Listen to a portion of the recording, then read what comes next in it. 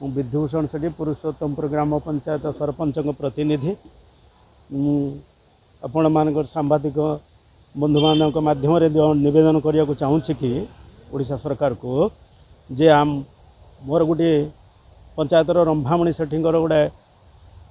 collector कोर्टे थिला गोटे objection order collector देना से बाबद तहसीलदार कति से नोटिस करदे एज ए ओपीएल एक्ट अनुसार आपण कौन करिए करूँ से किंतु अब्जेक्शन ऑर्डर देलेनी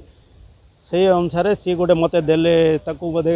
16/1 गोटे देले अब्जेक्शन करने ऑर्डर देले तेणु से जाकि हाईकोर्ट जाकि अपील कराला अपील कलापर हाईकोर्ट जो अपील देती ऑर्डरटा आज आणिक देलापर से रिसीव करना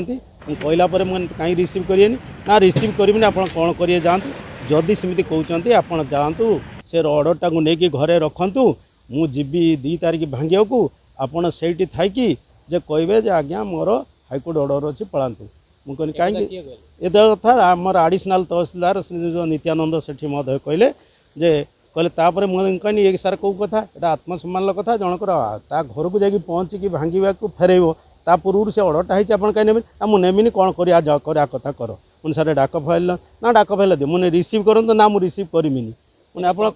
मुझे बाध्य कि पुणी जाकि ये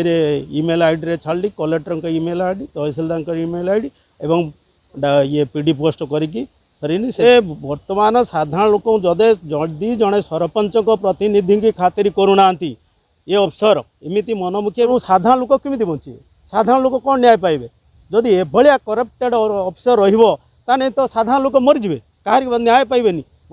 से दलू किसी लोक भी थे ये भी थे बहुत लोक भी से बुझेले कले एमती अन्याय भगवान भी सहबनी हाईकोर्ट ऑर्डर आज कौन देगी सुरहित आदेश देती जे अमुक डेट जाए स्टिल अपेक्षा करूँ ता पूर्व तादर हाथ मारी पारे जे तहसीलदार कौन एक्शन नहीं पारे बोले दिखाई किंतु से मानिया पर नहांती मु भांगी आउरी चैलेंज कले मु भांगीदेमी मोर किए कौन कर जाओ कोर्ट निर्देश भी मानुना कौ आईन